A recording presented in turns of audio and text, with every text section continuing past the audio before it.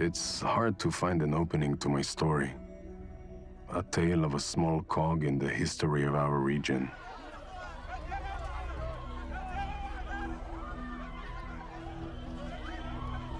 I can only write my own private memories of these 3 years of hope and anguish. Is this a tale of triumph or defeat?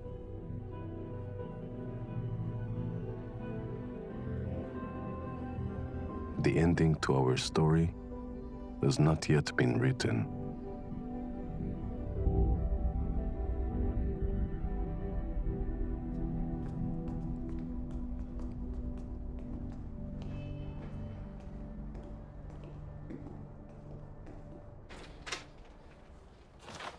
Was it? This is obviously shit. לא יאמינו שאני כל כך מטופש, אה? Perhaps I should start with the one decisive Wednesday, on July 92, when Professor Hirschfeld called me up with a dangerous proposition, joining him for a secret meeting with our sworn enemies, the Palestinian Liberation Organization, known to all as the PLO. جنبا إلى جنب مع الثورة الفلسطينية ضد العدو الصهيوني. فلسطين وكل فلسطين عربية عربية عربية عربية. The PLO were a terrorist organization led by Yasser Arafat, a man many Israelis considered Hitler's successor. Arafat believed in armed struggle, fighting for Palestinian freedom.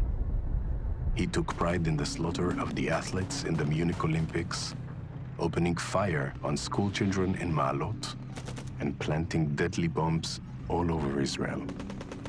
The problem was, Arafat was the only one who Palestinians looked up to. He had the final say on all negotiations, but Israel refused to talk to him. אני נגד מדינה פלסטינאית אש"פיסטית בין ישראל ובין ירדן. בשום פנים לא, ולכן בשום פנים לא משא ומתן עם אש"ף. 9 months ago, Rabin was elected to lead Israel on a platform of peace and security. But as the months went by, he delivered neither. As the terror attacks were on the rise and the peace process was deadlocked, Rabin's right-wing opposition rose in the polls and threatened to overrun him before he even completed his first year in office. החודש נרצחו 10 ישראלים. האופוזיציה קוראת למר רבין להתפטר. גם אם טעיתי בלוח הזמנים, לא טעיתי ולא אטעה במטרה. יצרת ציפיות שאתה ידעת שאתה לא יכול להגשים אותן. אל תדאג, אגשים אותם ולו גם בלוח זמנים מאוחר יותר. אני מאמין שנעבור את התקופה הקשה הזאת, וב-93 נראה שינוי משמעותי, הן מדיני והן ביטחוני. In a desperate attempt to renew the peace talks, Professor Hirschfeld decided to act outside the law and set up a secret back channel to negotiate with the PLO. If we get caught, Hirschfeld said, we will be charged with treason and espionage, and probably end up in jail. Sounds like a sweet offer. I winked at Hirschfeld. We were in a very strange situation. Legally, the law forbids us to come into contact with the Palestinians. I thought this is foolish. If you don't go to contact the Palestinians, what are you going to do? And terror was very painful. I mean, bombs in cars, in buses, all over the world. They were very active. They had quite an organization of terror.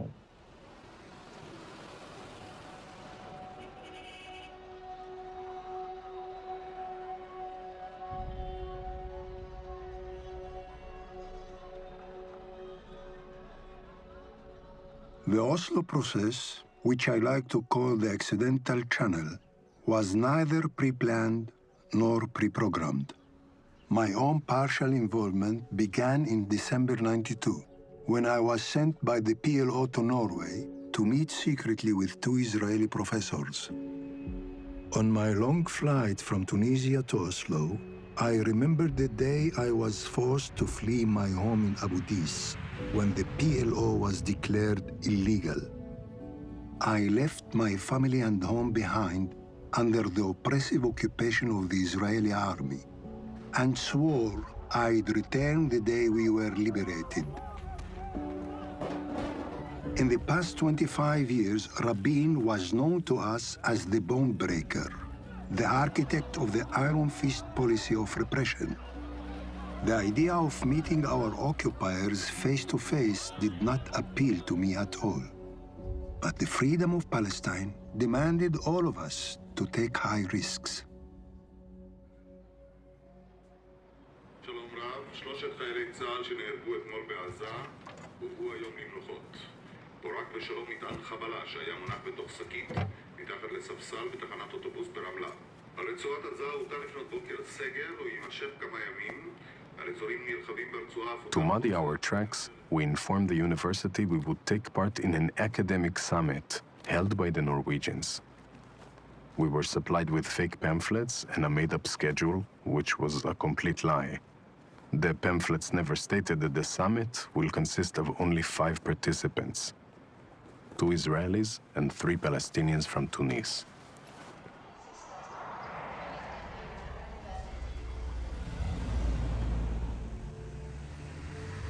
As we approached the secluded villa, hidden deep within a Norwegian forest, a chill ran through my spine.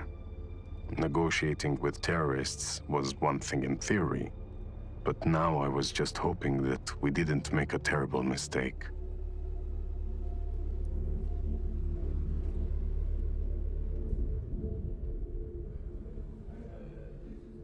Our first handshake was rather tense. I scanned the people in front of me and matched their faces to the memos we had prepared back home. Abu Allah served as the Palestinian Minister of Finance. Beside him sat Maher El-Kurd, Arafat's confidant. The youngest of the group was Hassan Asfour, a militant communist who was the most aggressive of the 3. The Palestinians wanted to know who we were and who we represented, but all we could say was that we were 2 professors who were here against the law. The morning started bad. The morning started bad. Abu Allah said, we Palestinians understand how difficult it was to live under Nazi occupation in Norway, usually understand how difficult it was to live, for us to live under Israeli occupation. And if he would have wanted to say something more irritating me, and more getting me up, like certain things you're not allowed to do. If you really think that there's any comparison between Israelis and Palestinians and the Nazis, if you ever say this again, I'm going to stand out and move out. It never came back. It never came back again. And I think this was it was a very unpleasant start, but it was an important start. We knew that all past negotiations had been fruitless, and in order to tempt Rabin, we had to come up with a completely new offer.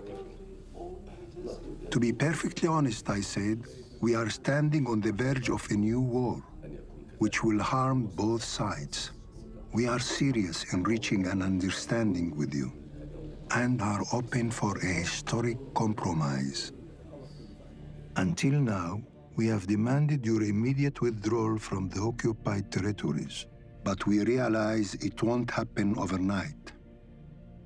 Arafat wants to bring up the possibility of withdrawal from the Gaza Strip as a first step toward peace. Hirschfeld and I exchanged glances. Although we were trying to conceal them, we were stunned. The PLO was considered an extremist group, and here was Arafat's messenger with a game-changer solution. Did you trust the Israelis from the beginning? It is not easy to say that when you start talking with your enemy that you trust. But if you want peace, you should convince yourself to trust. And later on, by experience, you can say that's serious or not. The guys which we met, whether Hirschfeld or Pontic, seems to me after more than a meeting, they were serious.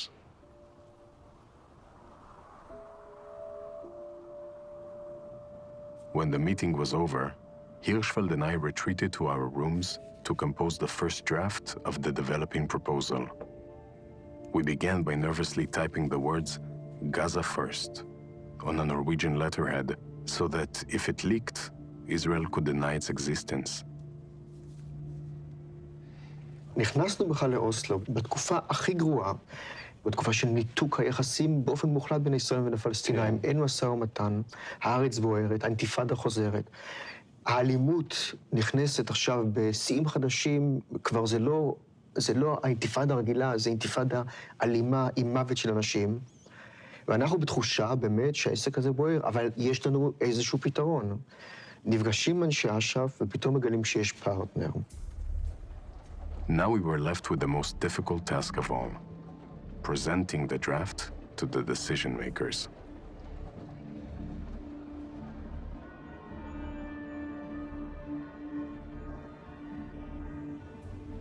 The big tension was how would Peres take it, but more than that, how would Rabin take it? I was almost sure that once Peres takes it to Rabin, Rabin will throw him away. So I told Peres, I sent Yair Hirschfeld and Ron Pundak to Oslo to meet some PLO people. And after some meetings, they have this paper, and I really want you to look at it and decide what we are doing with it. So, okay, thank you. Then next day, I'm asking him, Shimon, did you read the paper? He said, no, and I saw it. Another day, did you read the paper? No, I didn't. And then he read it. And then he understood that he had something explosive in his hand. No, I didn't take it seriously. The draft wasn't dwelt in my eyes, I think, not at all. The important fact was the discovery of Abu Allah. A plan without Abu Allah, you had many plans like it. Brit Shalom, I take the papers, they're full of plans. I don't think that there are any region in the world that has so many plans with so little results in the Middle East.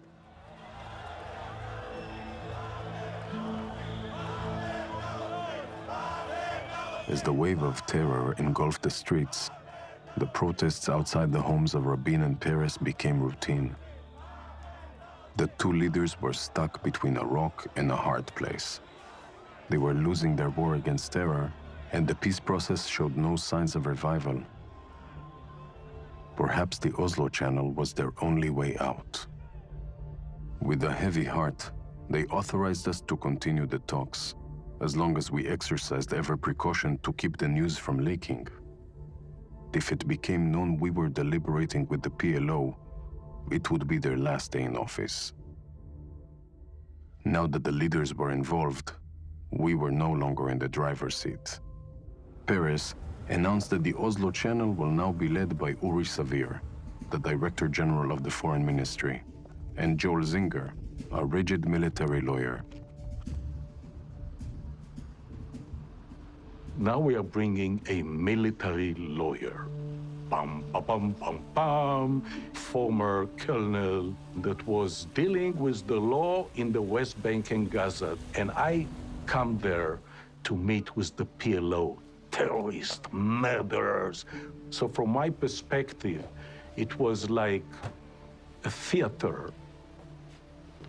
As I go into the room and see Abu Ala the first time, he comes to me and kisses me on both cheeks. A terrorist is kissing me. Oh my God, I've been kissed by a terrorist. And probably he thought, I just kissed a former military. I mean, men don't kiss one another in the United States or in Israel. That was the first time a man kissed me.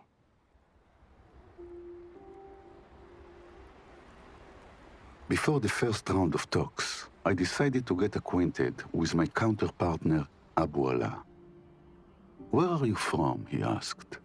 "Jerusalem," I replied. "I am also from Jerusalem," he said. "Where is your father from?" "He was born in Germany." "My father was born in Jerusalem and still lives there," he said. "We can go all the way back to King David," I replied, and didn't try to conceal my anger. "I am sure we could argue about the past for years and never reach an agreement. Let's try and see if we can agree on the future." "All right," he said, and we reached our first mutual understanding. We won't argue about the past ever again. אנחנו עוסקים בשני עמים אחרי עימות ומלחמה, המון חשדנות. אנחנו חשנו בצדק שהעם הפלסטיני, האומה הערבית, רוצה לשלוח אותנו לים, למחוק את מדינת ישראל, ותקפו אותנו וגרמו לנו סכנת קיום. הם חשים ששלטנו בהם והשפלנו אותם 25 שנה. לא חשוב בצדק או לא בצדק. זאת התחושה. יש כאן פצעים עמוקים ופחדים עמוקים. ונצטרך להתגבר על זה.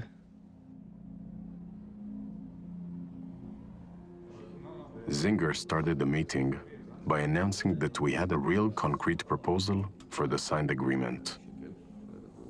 All trace of our optimistic document was erased and was replaced by Rabin's agenda that put security and defense before cooperation and coexistence. Rabin had refused to deliberate on the core issues of the conflict, demanding to discuss them at a later stage. His offer did not include any mention of uprooting settlements, dividing Jerusalem, the return of the Palestinian refugees, and definitive borders. As the reading commenced, the Palestinians' astonishment grew. After a few minutes, Abu Ala turned to us four and muttered quietly in Arabic, "It's a massacre."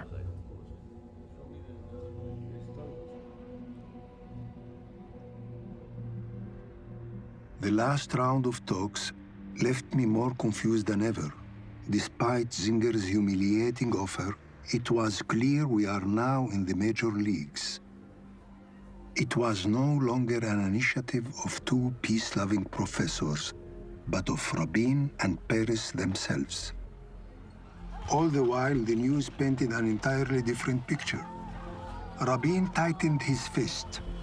Every day, demonstrators were being killed throughout Palestine. Some of them innocent kids. Who should we believe? The reality on TV or his promises? אני מבין את הכאב, את הדאגה ואת הזעם. כי אכן אנו נמצאים בתקופה קשה של הסלמת הטרור הפלסטיני. בחודש האחרון נרצחו 15 ישראלים. קיבלנו את ההחלטות הבאות. ראשית, להטיל סגר על יהודה ושומרון בנוסף לסגר על עזה. החל ממחר, לא יהיו פלסטינאים תושבי השטחים בשטחה הריבוני של מדינת ישראל עד להודעה חדשה.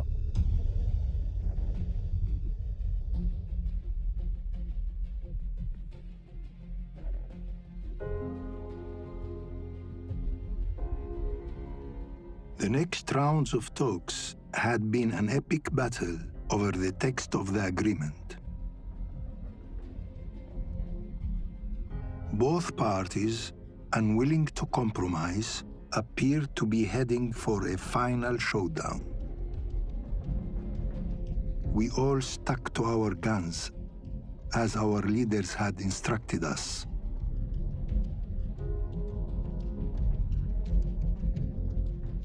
I found it hard to remember to eat.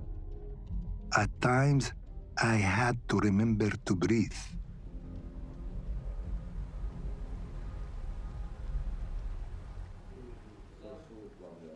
On the 11th round in Oslo, we arrived with a proposition of our own. Perhaps Zinger and the Israeli delegation thought we would surrender to their terms, but that would not be the case. Our revised proposition stated the end goal will be the UN Resolution 242, demanding Israel's withdrawal from the occupied territories. The Palestinian proposition enraged me, and I responded with outright opposition. We will not acknowledge Resolution 242 because it means retreating to the 67 borders, and we refuse to discuss borders at this stage. We started believing the PLO were our partners in this initiative, but when we put our cards down, the PLO always seems to back away from any clear decision. Maybe people were right saying that the Palestinians never miss an opportunity to miss an opportunity. There was a lot of tension, people walking out of the room, slamming the doors, but it was all a game. You know, we knew that they are desperate to reach an agreement. I just said, we need to let it all play out, and then we will just say no.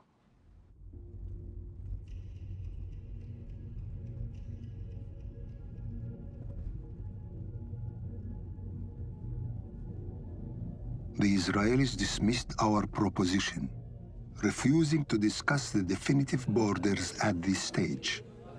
I said to Uri, you refuse to recognize our national rights and insist on retaining all the settlements. We prefer to wait another 10 years for a reasonable offer.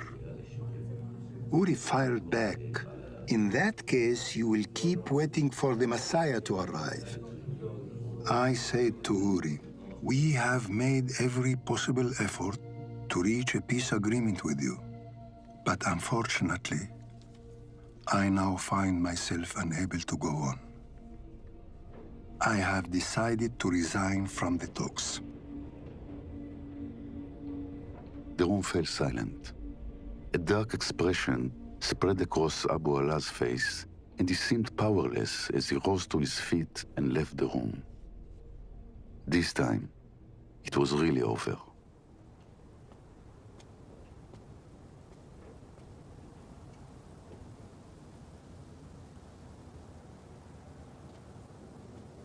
Within myself, my feelings were mixed. For years, we have fought for freedom on all of Palestine, but now we were offered peace with heavy compromises. The weight on my shoulders had become unbearable. Will I fail my people by abandoning peace or by abandoning the struggle? שאל אותי פעם אבו עלא, הוא אומר, תשמע, אני לא מבין אתכם. אתם מעצמה אדירה, אולי הצבא השלישי הרביעי גדול בעולם. במה אנחנו איום קיומי עליכם ולא להפך? וחשבתי ושבתי לו, אתם האתגר שהיה חוד החנית של המאמץ הערבי לדחות אותנו מהאזור, כי אתם רציתם להיות איפה שאנחנו. ואחרי השיחה הזאת התחלנו לדבר על הכרה הדדית.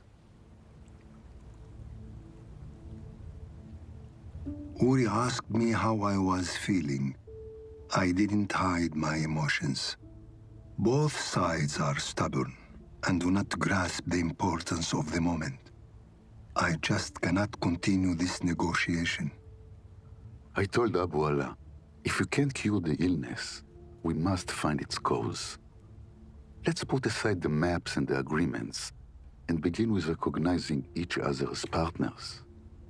The PLO will denounce all terror attacks against Israel, and we will stop viewing you as terrorists and allow Arafat to return to his homeland. I promised Uri I would present his mutual recognition proposal to Arafat in Tunis. Perhaps this round of talks wasn't a complete failure after all. I understand that you were born in Abu Dis and you left this area many years ago. Do you dream about your coming back to your home? That's my dream in all the period which I was so far from it. Yeah. To go back? Exactly. And what to do? To live there as a citizen. And it's too much for me.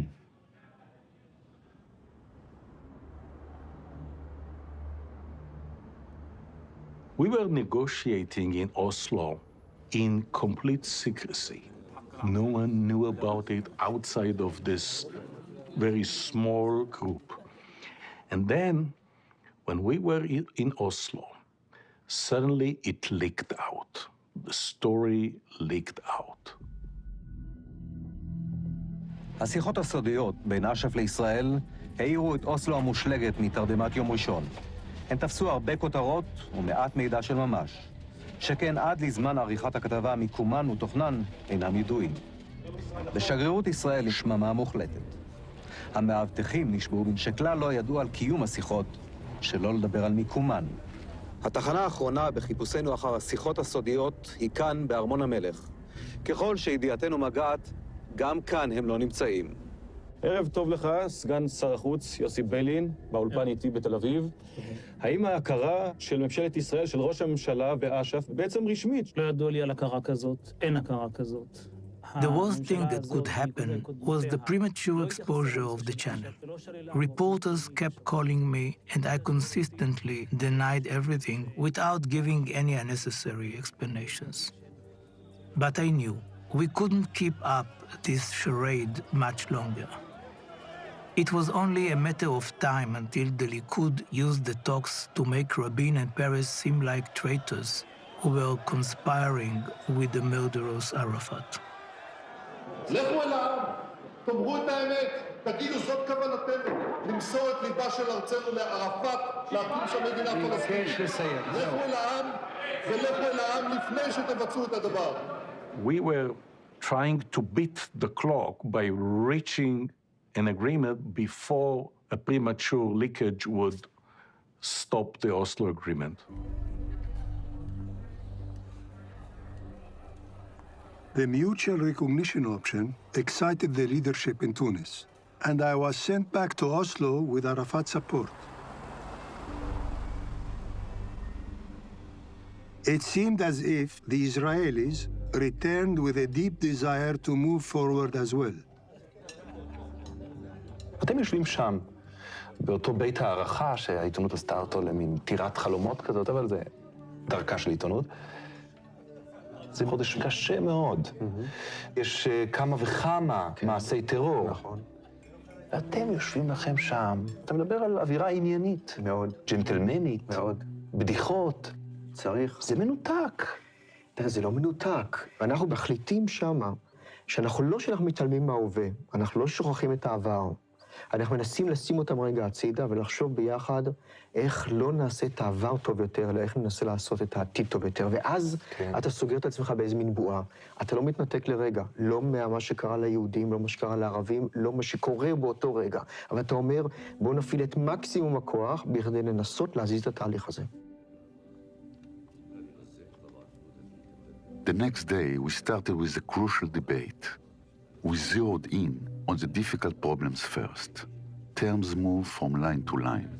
Substitute words replaced problematic ones. Unnecessary sentences were tossed into the large draft bin. Although it was clear that there was only one pathway that would lead to peace between the two nations, each side feared the reaction of its people when they'd be presented with an agreement that included painful concessions. Abu Ala would be considered a traitor for signing an agreement that abstained discussing the fate of the settlements. And I didn't want to know what names we'd be called when it became known that the Oslo team had divided up the Holy Land. We managed to progressively narrow down the differences to 5 open issues. And we went back and forth and back and forth. And early in the morning, 4 in the morning, we reached full agreement on those 5 issues. At 5 a.m., the Norwegian sprinter delivered the final draft of the Declaration of Principles for Peace between Israel and the PLO. It stated that as a first step, Israel would withdraw from Gaza and Jericho and grant the Palestinians authority for self-governance. In the second stage, which would take place within a year, the Palestinians' authority would expand to most of the West Bank. And within 5 years, a permanent peace treaty will be signed, addressing the core issues of settlements, Palestinian refugees, definitive borders, and Jerusalem.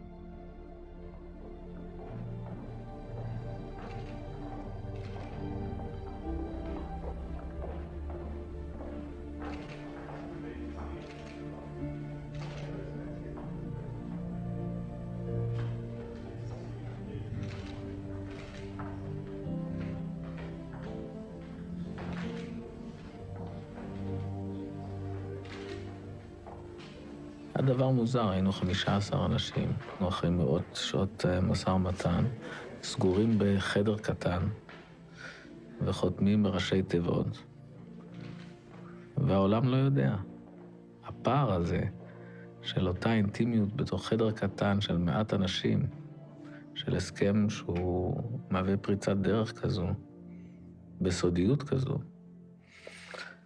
לא הייתה הרגשה של אויפוריה או של שמחה, אלא של אפילו איזו מכבדות, מוזרות.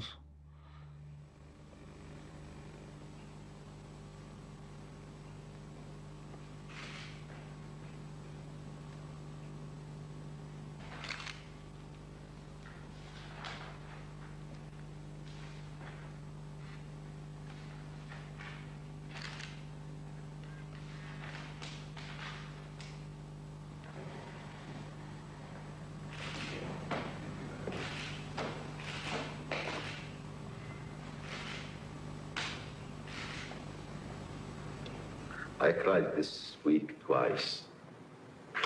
The first time at 5 o'clock. After we finished, really we cried. We congratulated each other. And at that time we said, now we have to start the big battle for development, for construction, for cooperation. The battle of peace has started today.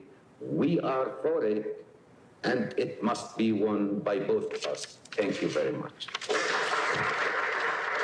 And voila, we were introduced as enemies. We came with goodwill, yet with no few prejudice. And we found men of truth, of courage, and of depth. You are the neighbors we wish to live with.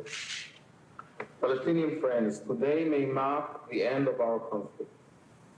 In our long days and nights, we all spoke with great love about our children. It is to them that we dedicate this document.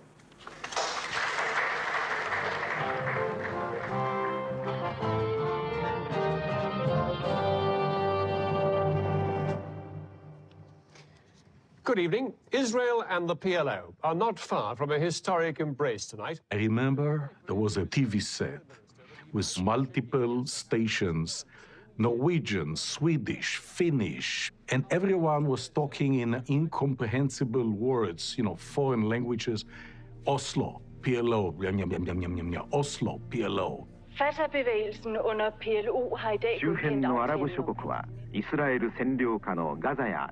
aftalen. And it was all over the world, and that was stunning to suddenly realize that, wow, We caused this. It's us that they are talking about. 29 years after declaring Israel an illegal state, the Palestine Liberation Organization has decided to recognize Israel's right to exist peacefully.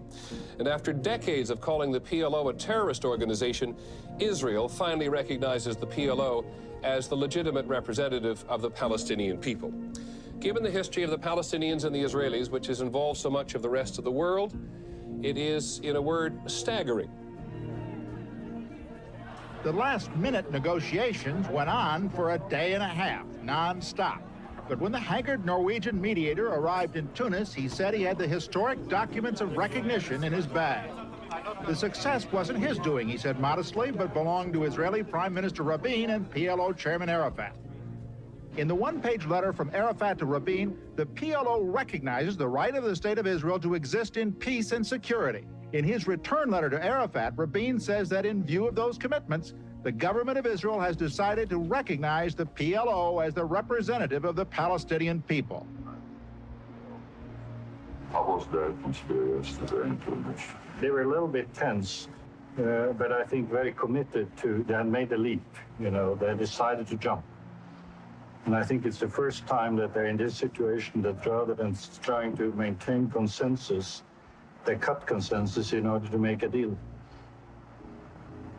So it's a different mode. Mm-hmm.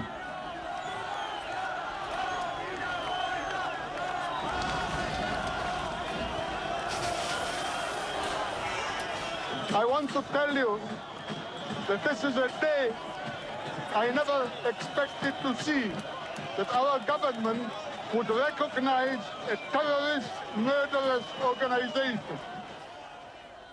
In the Middle East today, Israeli Prime Minister Yitzhak Rabin will fly to Washington for the signing ceremony of the Oslo Agreement between Israel and the Palestinians.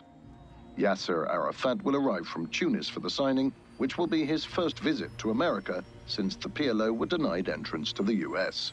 Right-wing opponents are calling the signing of the treaty treason, while Arab opposition is calling Arafat a traitor to the Palestinian cause, and threats have been made on his life.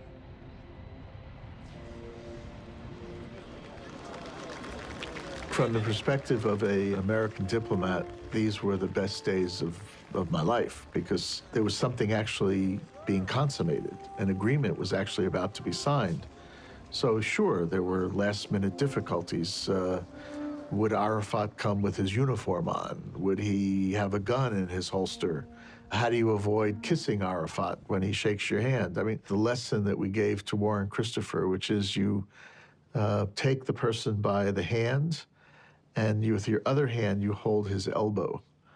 And in effect, that becomes your distance, where if he starts to come forward at you, you don't have to push him away, he's just away already. Well, in my last meeting with Clinton, just before the celebration started, he took me aside and said he wanted 2 concessions. I said, Mr. Clinton, we gave enough concessions. He said, no, these are personal. He said, concession 1, could you prevail on Mr. Arafat to come dressed in a French suit and abandon his military garb? I said, this was part of the way his people view him. So I said, I'm sorry, I can't give you that concession. What's the second one? So he said, no hugging, no kissing. And I said, this is a very tough concession, but for peace, I'll do it.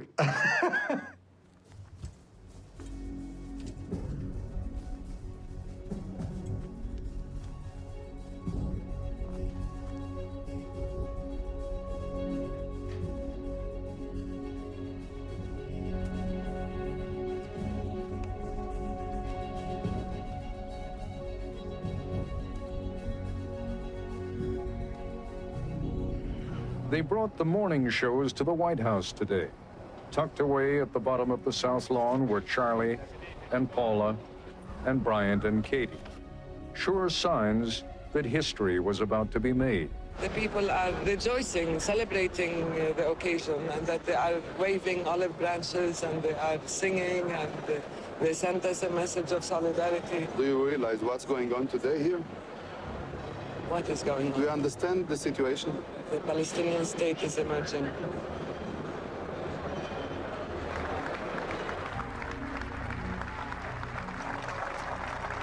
Ladies and gentlemen, Mr. Arafat, Chairman of the Executive Council of the Palestine Liberation Organization, His Excellency Yitzhak Rabin, Prime Minister of Israel, the President of the United States. Yitzhak didn't want to come to Washington. He says, I don't want to see Arafat. The one that convinced him to stand up with Arafat was Clinton. And as you saw the picture, Clinton holds the two of them, almost by force.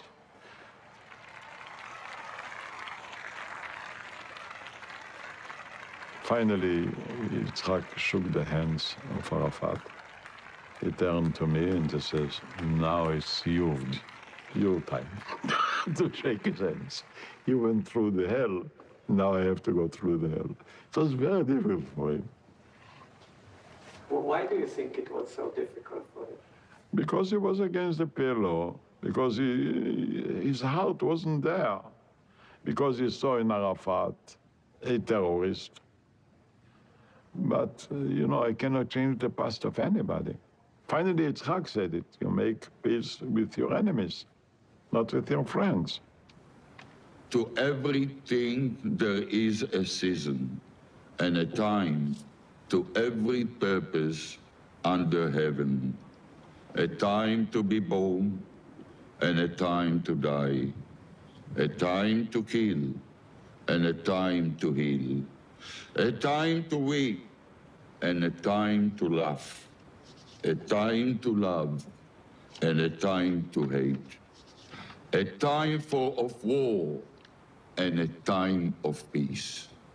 Ladies and gentlemen, the time for peace has come.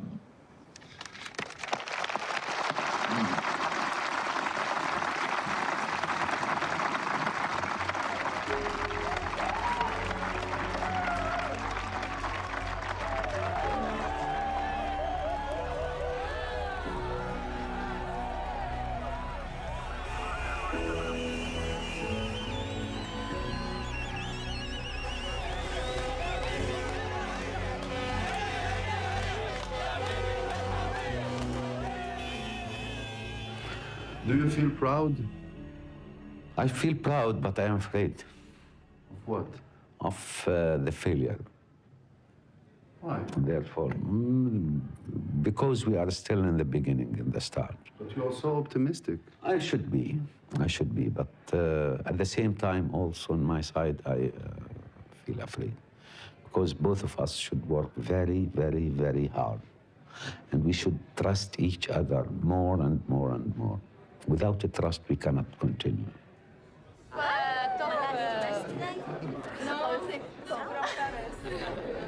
After the ceremony, when the crowd started to disperse, I spotted Abu Ala with a group of Palestinian officials.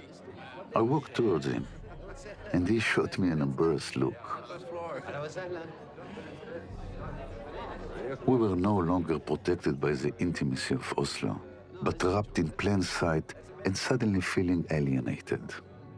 At that moment, we turned from secret partners to members of opposing teams. When you shook hands with Mr. Rabin, it looked like it was your idea, not his. He hesitated a little bit, but I insisted, and I continued stretching my hand to him. Now, looking at the longer term, do you recognize that if Mr. Rabin has his way, Jerusalem, as he puts it, will never be the capital of a Palestinian state? Do you recognize that? Do you accept that? He said Jerusalem, not unified Jerusalem. Yes? He said Jerusalem? Yes. He's a politician. He knows exactly what he is saying. The Israelis will never pull back from Jerusalem. They never will they? Do you believe they ever will? Yeah, I think if there is a will, there is a way. But there isn't a will on their side. Who knows? Who knows? Some weeks ago, nobody was imagining that we'll find a solution and this agreement. Not to forget that Berlin Wall had fallen.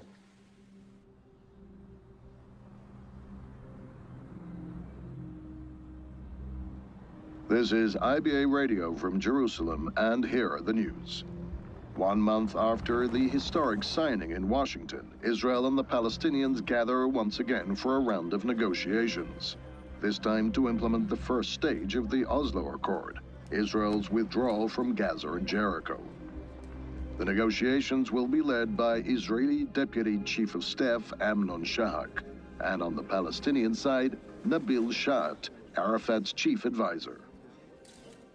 How significant is it? How important? This is the implementation of the agreement. This is the most important part of our agreement. But how important is it to the succession of the whole process? If we succeed, the whole thing will succeed, and we will succeed. My first meeting with General Amnon Shahak was quite pleasant, in fact. The man very modestly came to me and said, Dr. Shat, here is my speech. And you know, I have never given speeches before. I am a straight military man. So why don't you look into that speech? I felt that this was really very modest and very positive starting point. But between that first meeting and the second meeting, which came out after the weekend and so on, 4 or 5 days later, I went through Google and other sources to find out about General Amnon Lipkin Shahak.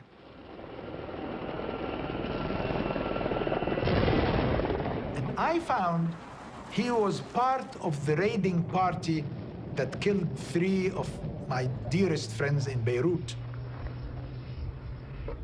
And I thought about it, and I said, I'm sorry, I cannot get myself to negotiate with you. I mean, it's very difficult. These were very close friends of mine. They're brothers. And I don't know, I don't feel like it's fair to negotiate with you. So Amnon Shahak said, but Nabil, we are here so that we will never repeat that.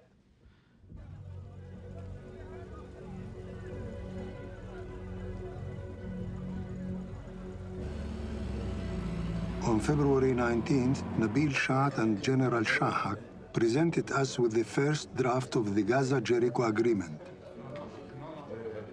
The draft was clearly pro-Israeli, but promised us rewards we didn't dream of just a year ago, such as passports, an international airport in Jericho, and for the first time in history, democratic Palestinian elections. We were on the right path, but our utopian bubble was destined to shatter violently.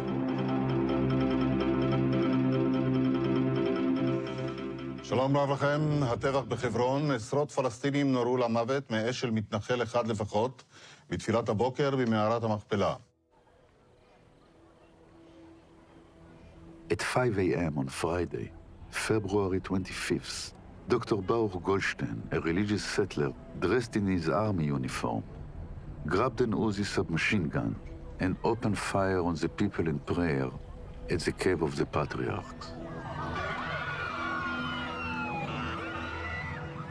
31 people were murdered during the massacre that ended only when Goldstein himself was killed.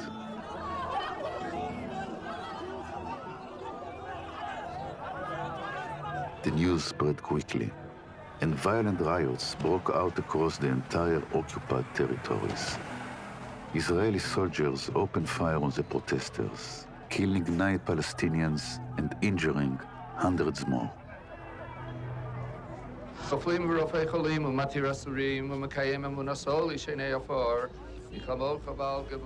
Goldstein quickly established a fan base among the settlers. Hundreds attended his funeral, and many of them praised him as a hero and a saint. We urged Rabin to clear out the Hebron settlers. It would be a brave move that could restore the Palestinians' trust in the peace process. But the army generals claimed that vacating the settlers from Hebron could cause a civil war. Rarely have I seen Peres so determined to reach a decision that opposes the military. יהודי שהוא רוצח, הוא רוצח, והוא איננו יהודי. יהודי שהוא נאצי, הוא נאצי, והוא לא יהודי. אדם שאמור היה להיות יהודי, בא מאחרי הגב, ותוקע כדורים בגבם של מתפללים במקום קדוש לערבים ולנו, מחסנית אחרי מחסנית. זוועה עוברת אותי. למי אני אשווה אותו? אשווה אותו לערפאת. אני לא רוצה להשוות אותו לאף אחד. נאמר שערפאת עשה שגיאות, ואני אומר, עשה שגיאות גם חטאים. אבל ברגע שהוא קם ואמר, הקץ למלחמות, אני מכיר בקיומה של מדינת ישראל ובזכותה לביטחון. ערפאת היום הולך ועליו מרחפת סכנת חיים, לפי דעתי, מפני שהוא החליט להפסיק את הרצח. אני לא מרחם. אני יש דאגה לילדים, ואני יודע שלילדים צריך פרטנר. רק לך יש דאגה לילדים. ואני מעוניין שערפאת יהיה פרטנר, שיכול לעשות שלום. רבי לבנת, קורא אותך פעם שנייה. זאת האחרונה אולי. להוביל את עמו לשלום, ואני אומר כאן אמת, צריך פרטנר אמיתי, כמה שזה קשה, ולעזור לפרטנר הזה לצאת מהמשקעים של רצח ושגיאות וטרור, ולשבת יחד איתנו ולחפש דרך חדשה, לא לחזור על מה שהיה, לא לחזור על נחלי אדם, לא לחזור על חוסר המוצא, לא לחזור אל האין דרך, ולתת לכל לרעוד, להתמוטט, להתעייף. We were sure that as a result of the debate, the Jewish Israeli residents of Hebron will be taken away from this place. And I waited at home. I mean, it was Friday. I waited at home for another hour to hear the news, and in the news there was nothing. And I thought, what could happen? I mean, maybe it was a secret, maybe it happened and nobody informed about, maybe censorship. But of course, eventually, the decision was not to do that. It was really inconceivable. It was inconceivable.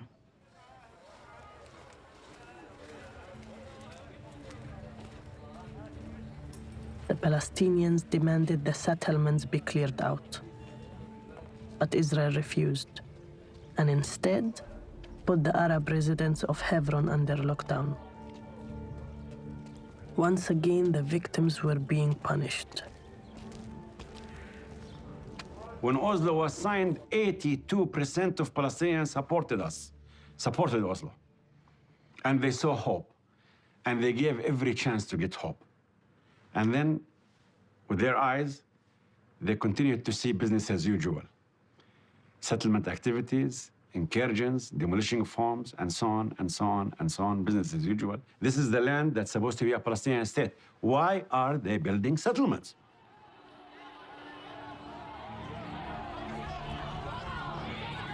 Our worst nightmare had come true. Arafat was torn between his people and the need to appease the Americans and the Israelis. He is slowly losing his credibility in the eyes of the Palestinians. He is losing control.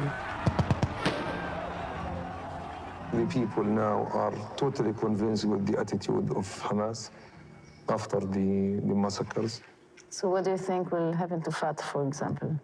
They are going to lose much of the support of the people who believed in Fatah at the time. You know that people in Israel are really terrified of revenge now. Yes, everybody is angry, actually, and it is expected for the revenge.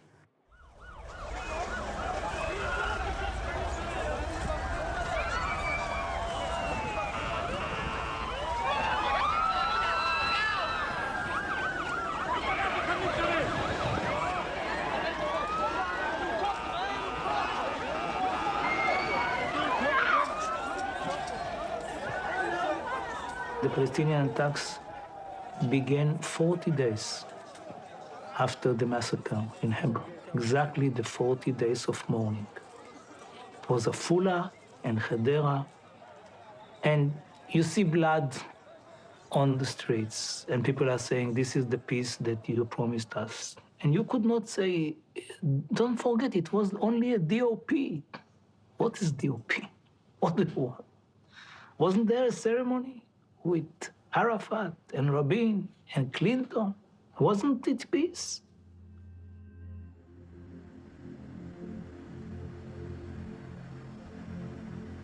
On March 94, we headed back to the negotiating table. Since the wave of suicide bombings, Israel has put 2.5 million Palestinians under closure. Poverty was rising throughout the occupied territories and living conditions declining. Our people were losing faith in the peace process. But I knew we must not give up. בעתיד זה נושא לפתרון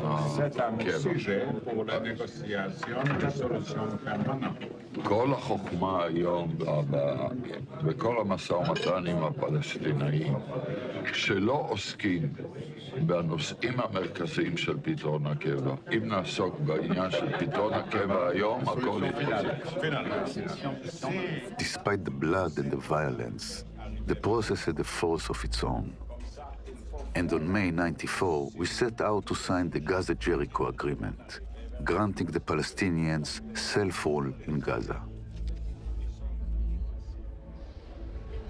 After 8 months of talks, the stage was finally set.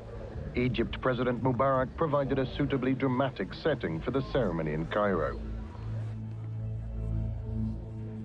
The morning of the signing of the Gaza-Jericho Agreement, Faisal and I were being interviewed in Jerusalem while watching a live broadcast of the ceremony. On my way to the interview, I was held up by the Israeli soldiers at the checkpoints. Someone said to me, "This is your idea of peace? Tell the old man not to sign. Tell him to come wait at the checkpoint and sign it here, along with the rest of us." I stared at the screen and wondered, is this a celebration of the birth of the peace process, or its burial? Both sides appeared to have sorted out differences over the Gaza Strip and Jericho, but within minutes it was clear that the deal, like the stage positions, was not going to plan. Ladies and gentlemen, the signing of the Gaza-Jericho self-rule agreement. And I'm sitting there and I see Arafat signing the documents, signing the documents, signing the document, all the documents. And then the guy that assisted him brought the maps. He looked at them, opened, didn't sign, closed it, and went back to stand. And Rabin was walking to do the same.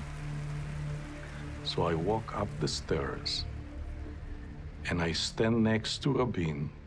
And as he begins to sign, I open it, and then I whisper in his ear without trying not to show any excitement, because everything was recorded and filmed. And I told him, Arafat did not sign the maps. So he says, so what does it mean? I responded, it means that there is no agreement.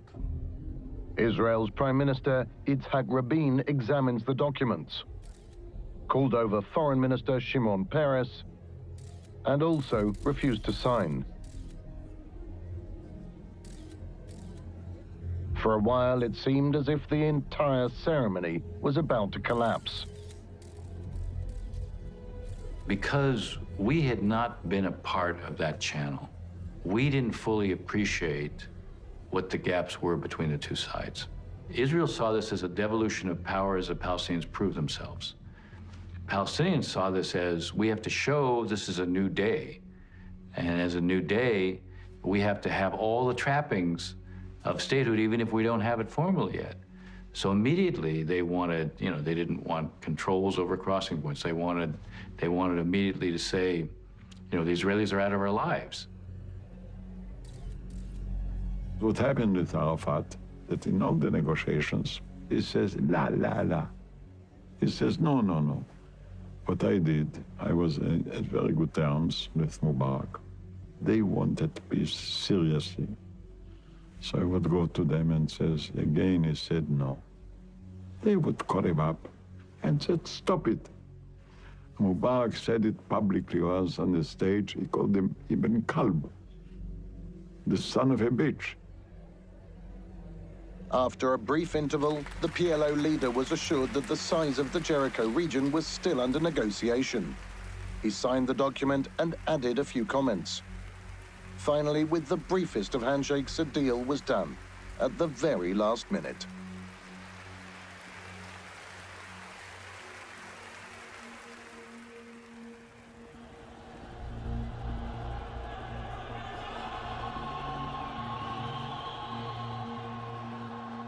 On July 1st, 1994, Yasser Arafat returned to his home and reclaimed his position as the Palestinian leader. It was an ambivalent return.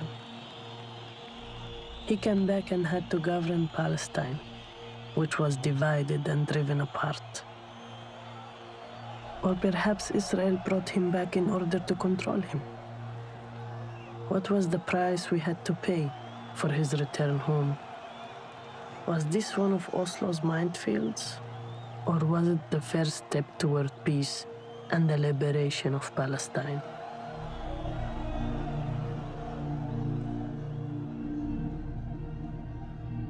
As we made our way to Palestine, my heart pounded, and I was choked with the emotion of the moment. I wept as I had never wept before, kissing and hugging all my relatives and friends. The last time I met my father in Jordan, I hinted that I might be coming home soon. He cried and raised his hand, swearing he will prepare a feast on my return.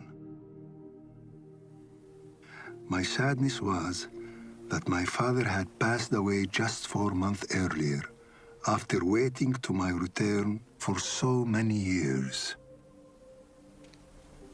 Soon I called Uri. I said I am finally back in my childhood home. He greeted me with the Arab words of welcome, Ahlan wa sahlan, and told me he was truly pleased to hear my voice. We have become neighbors, at last.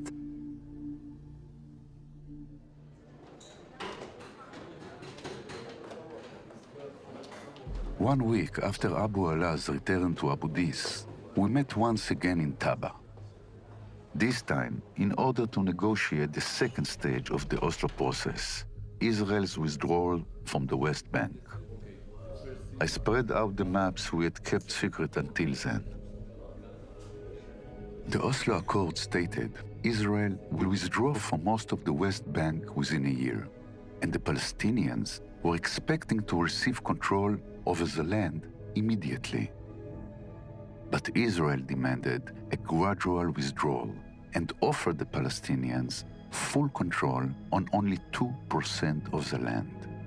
The remaining 98% will be controlled by the Israeli army. Arafat stared at the map silently, and then announced that it was an unbearable humiliation. "These are prison camps," he yelled. "You want to destroy me." With those words, Arafat left the room. What you are suggesting deviates from the signed agreement, I shouted. You keep 98% of the land? We won't accept that. You can enforce this approach on Arafat and push him into a corner. But remember this, a one-sided agreement will not last.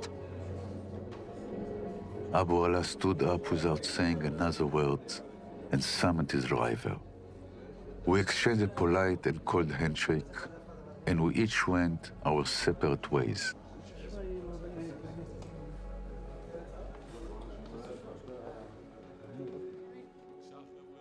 As hours went by, we waited nervously in the hotel's lobby. Some Israeli reporters informed us that Arafat had issued a statement about the talks collapsing. We were all on edge, but refused to cave in. עכשיו זה עניין של ההחלטה. רוצים הסכם או לא רוצים הסכם. שני נושאים עיקריים על הפרק, נושא חברון, נושא מפות. אני מניח שנדע, או תוך שעות, או תוך יום, או תוך ימים, אבל אנחנו בסיומו ממש של משא ומתן בשלב ההכרעה הסופית.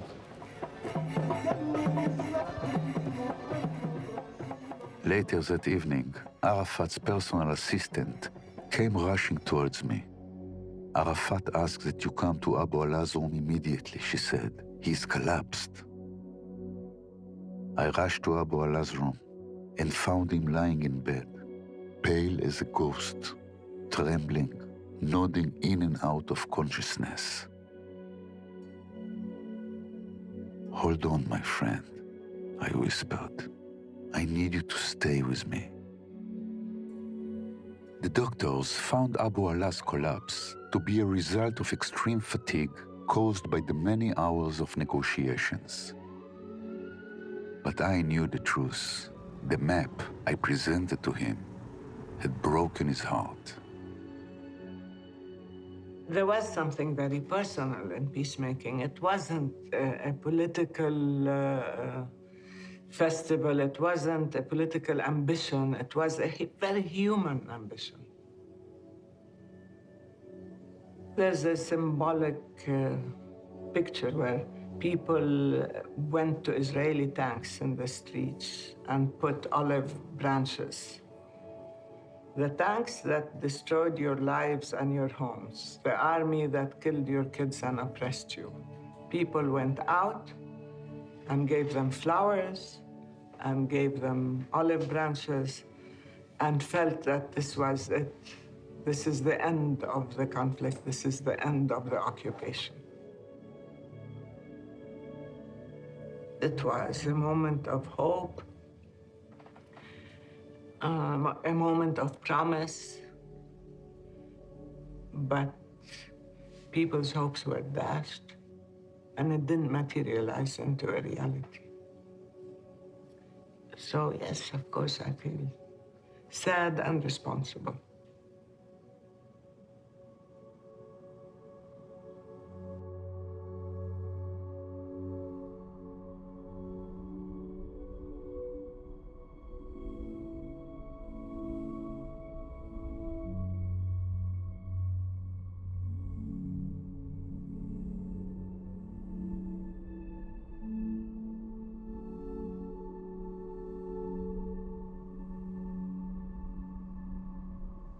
יום אחד אני נוסע למשרד, אומרים לי המאבטחים, היה פיצוץ אוטובוס.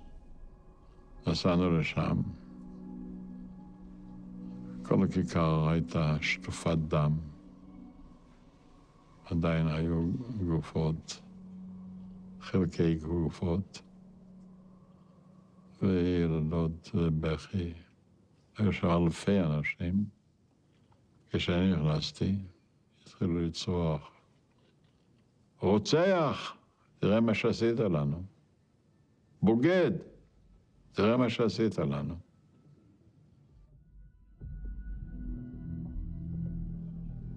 I had a meeting with Yair and Ron. We all felt that the time was running out and that we had to act fast. We agreed on deliberations that would lead to a permanent agreement, utilizing the same framework we used in Oslo. Quick, discreet talks, and no empty slogans. Mahmoud Abbas and I deliberated over the drafts for almost 2 years. Behind the scenes, without the racket of the Taba Hotel, we touched on the most sensitive points of the process for the very first time. At least theoretically, we had a document in our hands with a comprehensive solution. A withdrawal to the 67 borders, the establishment of a Palestinian state, of course, keeping the settlement blocks intact, and making Jerusalem the capital of both nations. My plan was to set up a meeting with Rabin, I told him that I would like to meet with him about the permanent solution. And he said, as soon as possible. So I told him, let's do it when I return from the United States on Saturday, November 11th.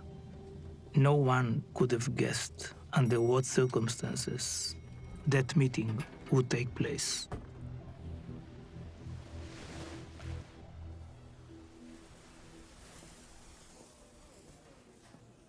On September 5th, we reassembled in Taba. I must admit, after our last encounter, I wasn't looking forward to another round of this endless boxing match. We were stressed, exhausted, and most of all, fed up. It was not long before the negotiation, once again, deteriorated to an exchange of accusations. It was the nastiest meeting I've ever been in my life. We just wanted to be anywhere but in that room. As I was leaving the room, I turned around, and the Israeli and Palestinian delegations are talking to each other and having a cup of coffee. I think it underscores the point that part of what happens in negotiations is the humanization of the other side. You no longer see just the quote-unquote enemy, but you see a person. And you learn about that person's family and their ups and downs and their happy moments, and you get a sense of how committed they are to peace. And you never are able to translate that to the public. That evening, we improvised a Friday prayer service. We lit candles, and much to the astonishment of the Palestinians, Zinger recited the Kiddush prayer. We opened with Everybody Loves Saturday Night in 3 languages. Afterwards, Abu Ala and myself joked around by imitating the Peres and Arafat conversation, while Uzi taught us full how to sing My Yiddish Mame. It was nice to kid around again. Later that night, I received a call from Jerusalem. A bus exploded in the center of the capital.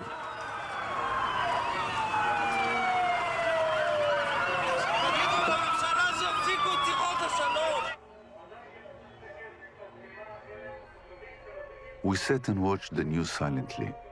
No one said a word. No one doubted our Palestinian friends opposed terror, and that it was directed towards them as well. 2 days later, Abu Ala called me up from his room and asked me to watch the Arab Evening News with him. We watched images of a 7-year-old boy's funeral, a boy who had been killed that day by the Israeli army. Abu Ala was right when he said that neither side has dominion over suffering.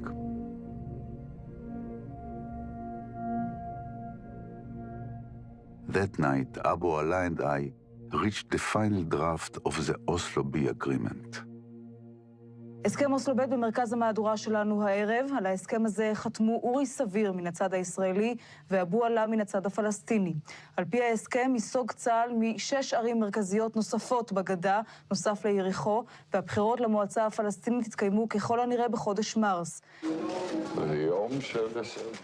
זה יום של הישג, אומר יצחק רבין במצב רוח מרומם. הבוקר הוא הביא את הסכם אוסלו ב' לגמר חתימה. 5 שעות נמשך הדיון בממשלה שהוגדר על ידי השרים ישיבה היסטורית על הסכם היסטורי. היום אנו שולטים על למעלה מ2 מיליון פלסטינאים באמצעות צה"ל ומנהלים חייהם על ידי מינהל אזרחי. אין זה פתרון של שלום. אנו יכולים להמשיך להילחם. אנחנו יכולים להמשיך להרוג ולהמשיך להיהרג. אבל אנחנו גם יכולים לנסות ולהפסיק את מעגל הדמים הבלתי נגמר הזה. אנחנו יכולים לתת סיכוי לשלום. אתה, אדוני ראש הממשלה, התבטאת לפני ימים אחדים בצורה מזעזעת. התנ"ך, אמרת, התנ"ך זה לא הטאבו שלנו. ואילו אני אומר, התנ"ך הוא הטאבו שלנו. הוא המנדט שלנו, הוא שטר הבעלות שלנו. קהל אלפים אכן התאסף כאן כדי למחות נגד אישור הסכם הביניים ונגד מה שהמחנה הלאומי מכנה הפקרת הביטחון ונטישת חבלי מולדת. אני שואל את הקהל העצום הזה, היש פה מישהו ביניכם שמאמין ליאסר ערפאת? אתם אומרים לא, אבל יש פה מישהו שאינו מתחשב בדעתכם. האדון רבין!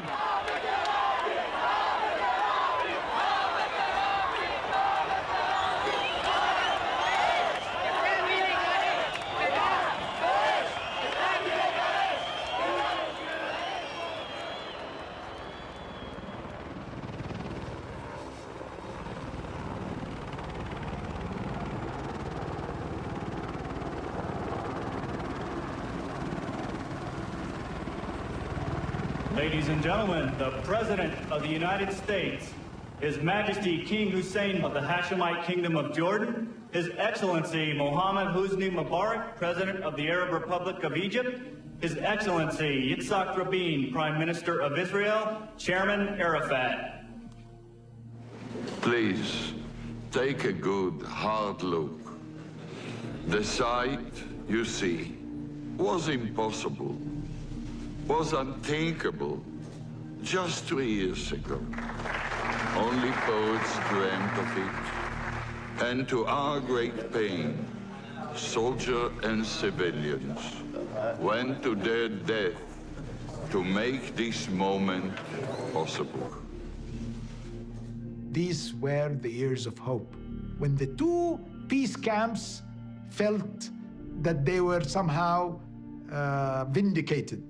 They are bringing to their people the fruits. באותו מלון, למטה, בחדר האחורי, מפגש ספונטני של ותיקי אוסלו אחד, ובהם החותמים, אבו עלה ואורי סביר.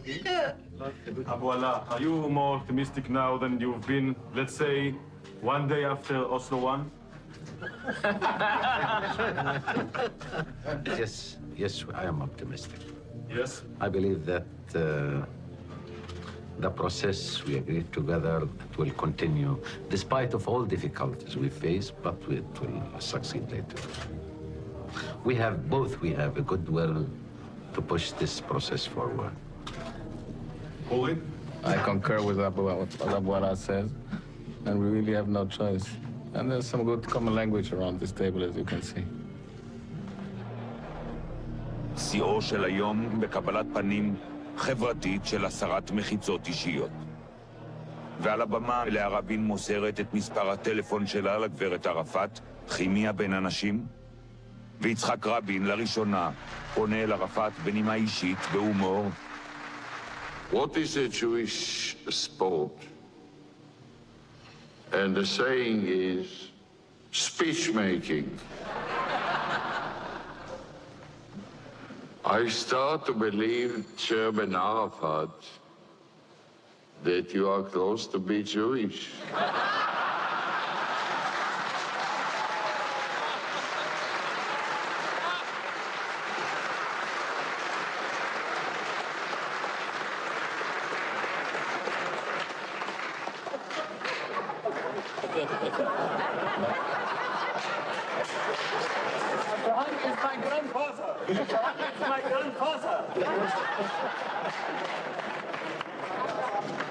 וערפאת מסתכל אל עיניו של יצחק רבין ועונה. Our partner, our cousin, יצחק רבין.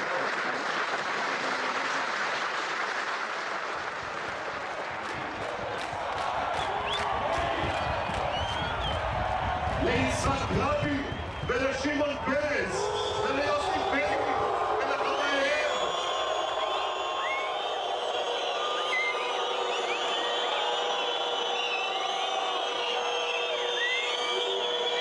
אני אומר לכם, אנחנו נתגייס ואנחנו נצליח! אנחנו נצליח לעצור את הסכנה הזאת! אנחנו נצליח! כי העם הזה הרבה השק מהממשלה שלו.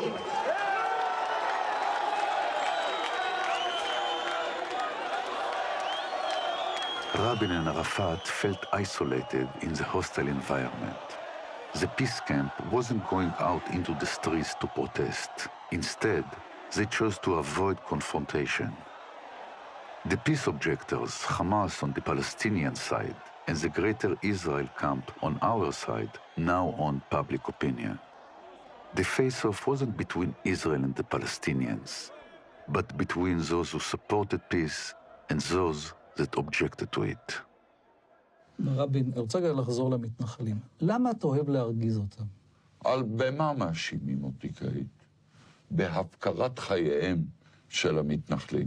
הרי פעם הסבירו שההתנחלויות זה תוספת ביטחון.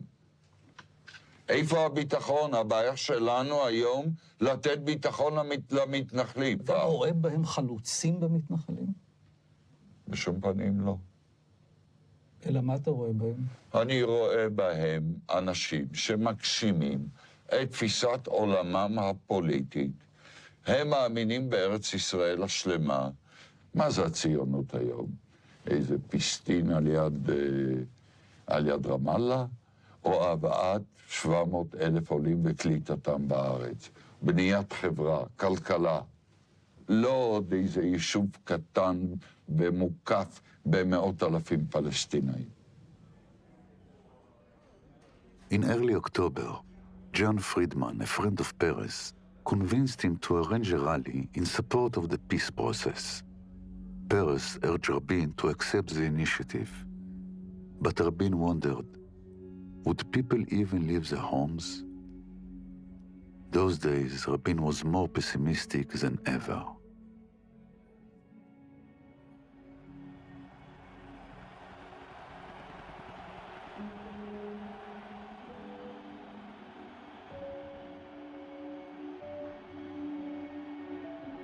If too much is heard in the Middle East from the few extremists, tonight the supporters of peace emerged in a huge rally in Tel Aviv. This is the young Israel, tired of army service, tired of chasing Palestinian stone-throwing children through refugee camps. All sides are mobilizing, for this is now becoming one of the most contentious moments in Israeli history. For the first time, perhaps, the surprise is fading, and there is a popular momentum for peace. זה היום המאושר ביותר בחייו. הכרתי אותו 50 שנה. אף פעם לא ראיתי אותו כל כך מאושר. הוא בא למקום עם הרבה מאוד ספקות, הוא לא ידע אם יגיע הרבה קהל, הוא לא ידע איך הקהל יתנהג. ולהפתעתו הנעימה באו המונים, וההתלהבות הייתה אדירה. נערים ונערות קפצו לבריכה עם הבגדים, והיללו ושיבחו אותו ואת השלום, קצת אותי.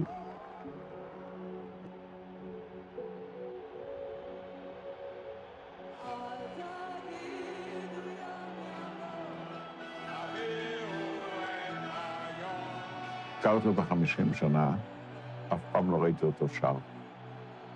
זו הפעם הראשונה בחיי שראיתי שר.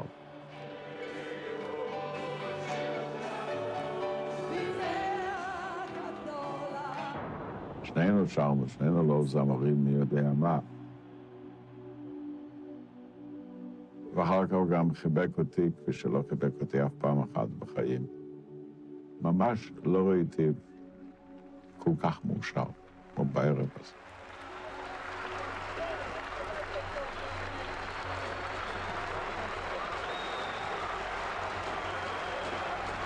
תרשו לי לומר שאני גם מתרגש. אני רוצה להודות לכל אחת ואחת מכם שהתייצב כאן כנגד האלימות ובעד השלום. כשנגמרה העצרת, אני התחלתי לרדת מדרגות. כשהגעתי, הרכב שלי עמד לפני הרכב שלו. ליד הרכב שלו עמד הנהג שלו. שאלתי אותו, איפה יצחק? הוא אומר, הנה כאן. אני מסתכל, הוא היה איזה 10 מטרים ממני, 12 מטרים ממני. נכנסתי לאוטו, הניעו את האוטו, רק סגרנו את הדלת, שמענו 3 יריות.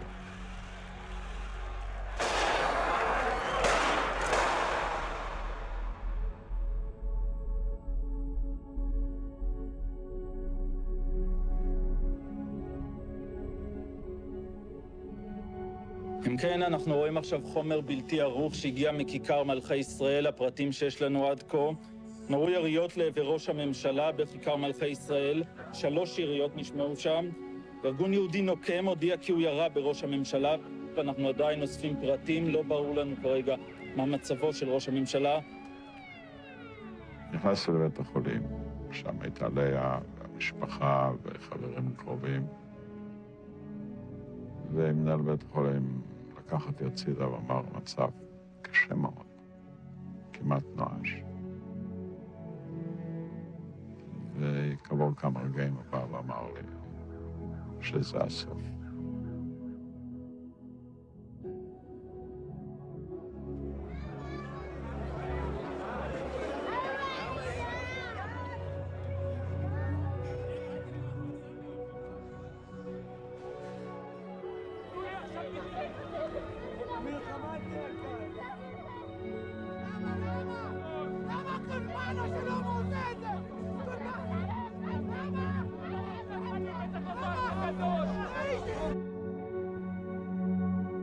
לאה ואני נכנסנו לחדר שבו הוא היה מוטל על אלונקה, מכוסה סדין. ראינו את פניו, נח, שקט, אפילו עם קצת חיוך סרקסטי על השפתיים, או חיוך כזה של השלמה. נשקתי לו על המצח, יצאתי.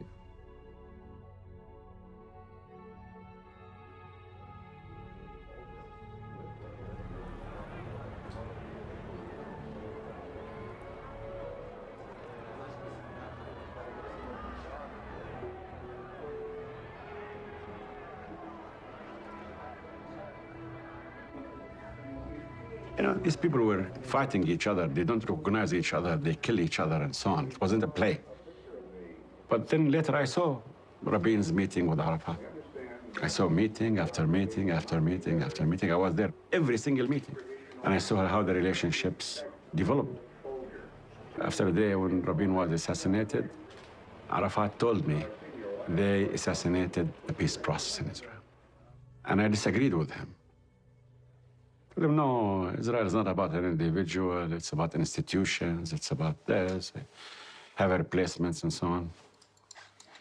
And he did like this with his hand and told me they assassinated the peace process.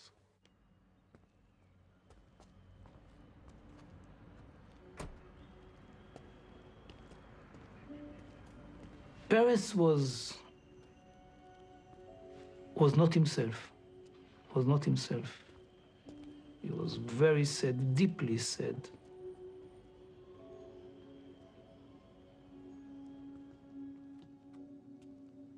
He was already the prime minister, and on Saturday I came to his home with all the maps and all the material. And I said to him, this is the agreement that I have it with Abu Mazen. I think that we can go for it. You have the exact border, you have the solution for Jerusalem, everything else. And I think that now is the time. I mean, everybody is so confused, including ourselves, but still there is a support for peace, even more than before, as a result of the assassination. And let us use it for his memory and finish the job.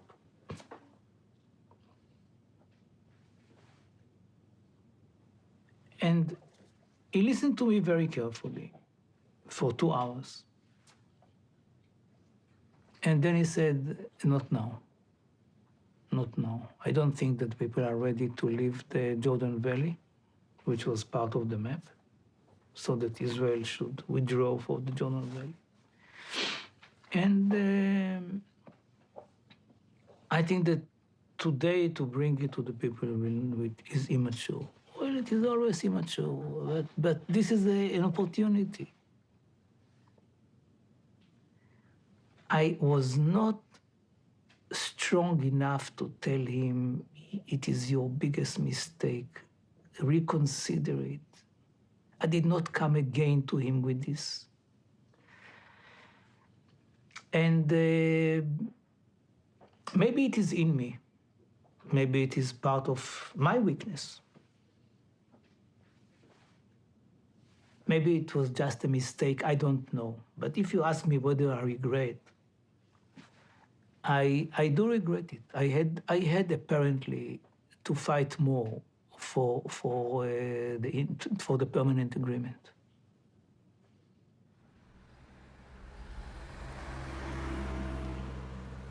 On May 5th, 1996, I found myself back in the familiar surroundings of the Hilton Taba. I wondered about the 3 years that passed since I first met Abu Ala in Oslo. Since then, our lives had become a combination of promise and anguish. The process we started had withstood tremendous trials. Since the first day in Oslo and up until this current exchange in May 96, 1,100 days of peace talks had passed. When we said our farewells that day, I never imagined that it would be my last and final meeting with Abu Ala in my official role as head of the Israeli negotiating team. If I had known it was all going to end, maybe I would have come up with something more intelligent to say to him. But all I said to Abu Ala was, "See you soon, my friend." Nearly 80% of Israel's 4 million voters streamed to polling stations. Everyone seemed to understand why this election was important. In suburban Tel Aviv, voters chose Peres. The peace process means hope that he won't be in a bloody army or in a bloody war. In the West Bank city of Hebron, Jewish settlers voted for Netanyahu. Peres wants to give our land to the Arabs, so of course we are voting for Benjamin Netanyahu. Tonight, those who support the steps Israel has taken toward peace are clinging to the hope that they may be the ultimate winners.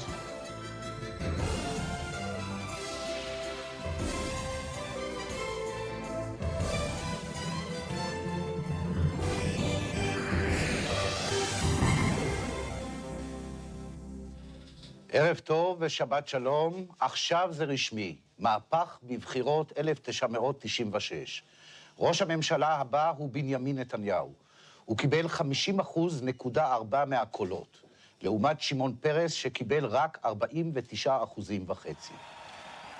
ראש הממשלה בנימין נתניהו, ראש הממשלה המיועד בנימין נתניהו, עכשיו עולה ויישא את נאומו.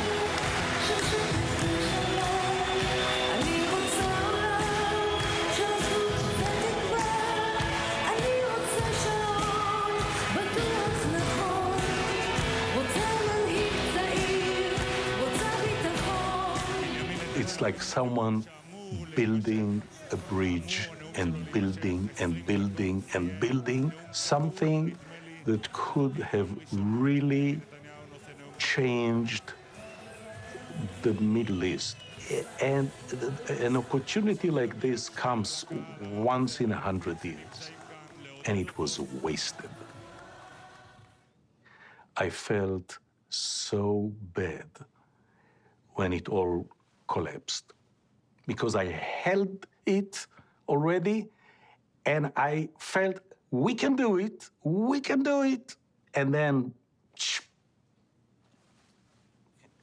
it went wrong, and I knew it's not in my lifetime, probably not in my kids' lifetime, maybe the grandchildren.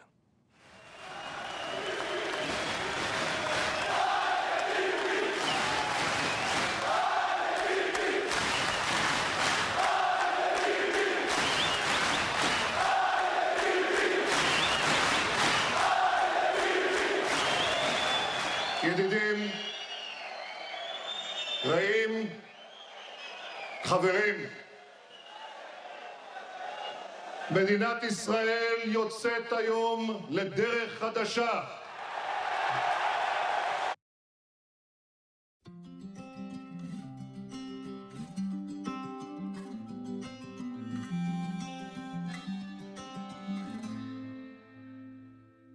وأنت تعد فطورك فكر بغيرك لا تنس قوت الحمام وأنت تخوض حروبك فكر بغيرك من يطلبون السلام وأنت تسدد فاتورة الماء فكر بغيرك من يرضعون الغمام وأنت تعود إلى بيتك فكر بغيرك لا تنس شعب الخيام وأنت تنام وتحصي الكواكب فكر بغيرك من لم يجد حيزا للمنام وأنت تحرر نفسك بالاستعارات فكر بغيرك من فقدوا حقهم في الكلام وأنت تفكر بالآخرين البعيدين فكر بنفسك قل ليتني شمعة في الظلام ليتني شمعة في الظلام. Are you still an optimist? Do you still believe there's a chance for peace between us and the Palestinians? I don't think there's another alternative, neither for the Palestinians nor for us. The only alternative is an ongoing war. But contrary to what people think, in war there are no victories, only victims. No war is ever finished unless it's being replaced by peace.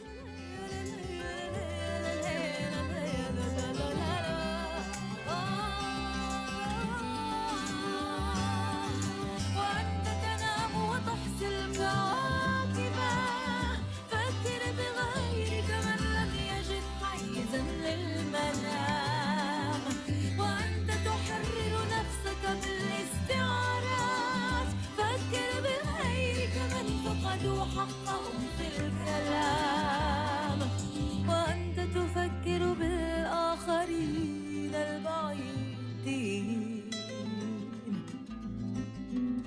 قل ليتني شمعة في الظلام ليتني شمعة في الظلام قل ليتني شمعة في الظلام ليتني شمعة في الظلام ليتني ليتني ليتني شمعة في الظلام ليتني ليتني ليتني شمعة في الظلام.